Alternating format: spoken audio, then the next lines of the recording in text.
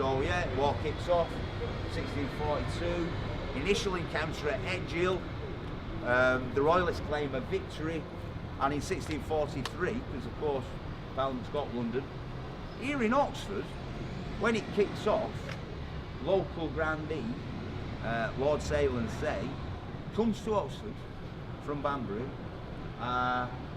to rouse the trained bands under his command to join the Parliamentary Army.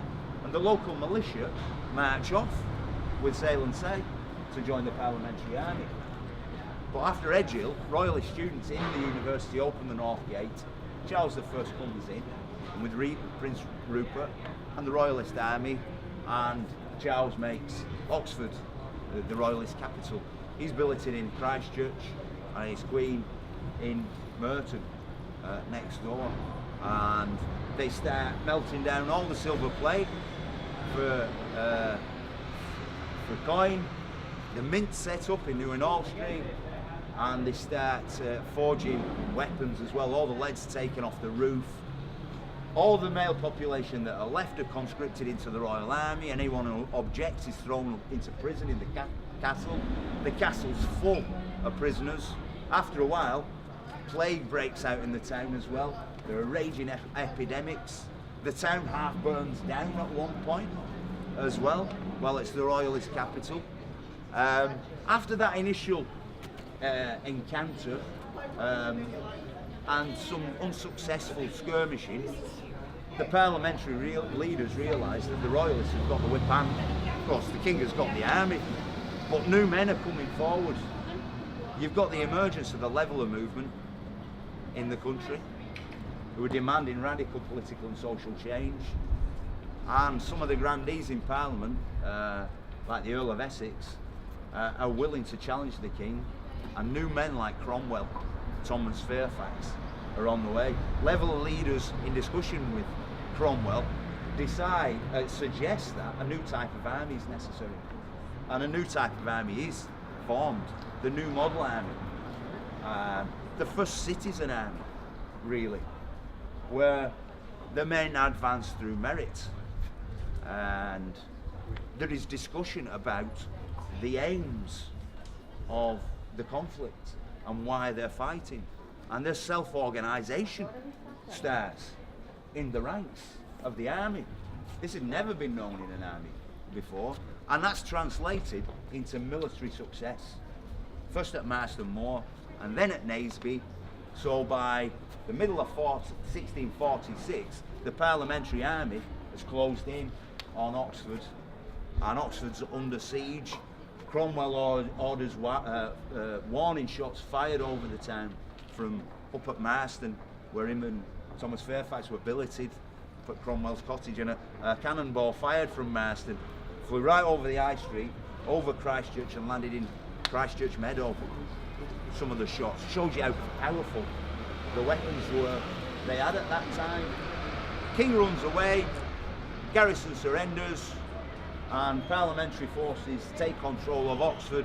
The First Civil War is won, and Charles I flees to a safe house in Buckingham. The grandees in Parliament know where he is, but he's still at liberty. They start negotiating with him at that point.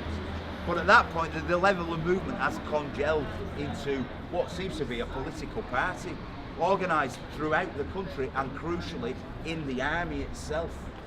Thomas Rainsborough, the leader of the Levellers in the army, has control of a full regiment and is the head of the parliamentary artillery forces and also an admiral. And he's leading the Levellers in the army, and he encourages the ranks to start electing their own representatives, and they do, the agitators. Agitators are elected in all the ranks, and they combine with the Leveller leadership in London. John Lilburne, Richard Overton, John Walwyn are in constant communication with Thomas Rainsborough, and Levellers in the army like Edward Sexby, John Wildman, John Radman here in Oxford, key Leveller. And Cromwell's nephew is the leader of the regiment then, Richard Inglesby, who occupy Oxford, and at that time he's very radical. Goes with his uncle later, he drifts drifts into an authoritarian. But at that, you've got a radical garrison here in the town. The town had been pumping out royally, the printing press, been pumping out royalist propaganda. Now it's pumping out leveller propaganda from the town. The levellers publish the agreement of the people, demanding a complete change in the constitutional system. Basically, universal suffrage for men. I mean, some were suggesting it for women, some of the ranters, for example. And the leveller women got involved as well.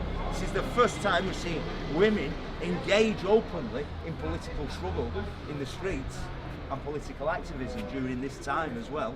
But the grandees are scared of all this. The country's democratising and going through a revolution. They want to compromise with the king. They're in negotiation with the king in Aldenbury House in Buckinghamshire at that point. You've got a radical revolutionary garrison here in town, and the Royal Artillery train, all the Royal cannon, are here stored in Radcliffe Square along with the equipment for the Royal Mint. The garrison here hasn't been paid for more than 6 months and are demanding money as well. But the grandees want to get this regiment chopped down to size, like they do the other regiments, mutinous regiments, that are electing agitators. They send Thomas Rainsborough's regiment off to reconquer the Channel Islands. But Thomas Rainsborough had other ideas. Instead of heading south, the end of May 1647, now this is a year after the town had been occupied, Thomas Rainsborough, and a year of tumult in the country, political turmoil, instead of heading south, Rainsborough heads north towards Oxford. At the beginning of June, there are meetings in London as well with the leveller leaders and agitators from the regiments. Lilburn, Overton, Walwyn met with Oliver Cromwell, Edward Sexby and others on the 1st of June, along with a young agitator called Cornet Joyce, who left London with 500 troops heading north to Oxford. The Parliament, the grandees in Parliament had decided this is a really dangerous situation. So they sent commissioners up here to get control of the artillery pieces and the mint. They had some money to pay off half of the regiment and disband the regiment, by force if necessary. They went up with some troops. And they arrived here, 2nd of June. Thomas Rainsborough's regiment, outriders from Abingdon, arrived at the top of the High Street, while the commissioners are here remonstrating in the High Street and down St Mary's Passage with members of the garrison. Radical leveller soldiers are arguing them, saying, we refuse to be disbanded. The army will not be disbanded until we see changes. And we will not allow you to have the artillery pieces either, but you will, because this is what Parliament says, said the commissioners. At this point, Rainsborough soldiers arrive in town, come down the High Street from St Aldate's. Also at this point, Cornet Joyce arrives from London, coming through the South Gate, just round about where Magdalen is, before Magdalen Bridge. And there's a melee, a kind of compression here on the High Street. The commissioners and their troops find that they're totally surrounded by Thomas Rainsborough and his troops, Cornet Joyce and his troops, and the local garrison. They're relieved of the money they brought, which is immediately distributed to the local garrison. Thomas Rainsborough announces that he's taking possession of the Royal Artillery train, which will be removed from the town, as the army will be having a general rendezvous at Triplo Heath and then at Newmarket to discuss further policy for this realm. And he confiscated the artillery pieces and the equipment for the Royal Mint. Then Cornet Joyce's group is augmented by troops from the garrison here and from Rainsborough's regiment, and they gallop out to Holdenby House, where they arrest King Charles I by popular mandate. Nothing had ever happened anywhere like that before. As far as I'm concerned, that is the beginning of modern history, and it happened just here.